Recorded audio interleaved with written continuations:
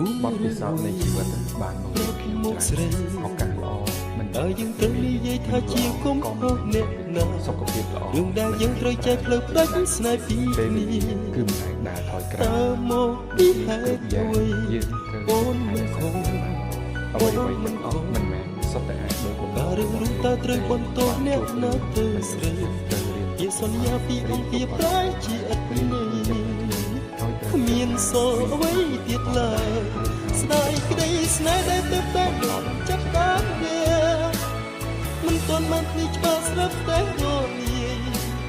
ផ្លែកានៃស្នេហាទាំងឡាយត្រូវរួសរយអស់នៃចង់ប្រាប់ថាស្នេហាត្រូវការពេលវេលាហេតុអ្វីពុំងារបញ្ចប់យ៉ាងខ្លីឬអូនយល់ថាគ្មានន័យអ្វីត្រូវនេះ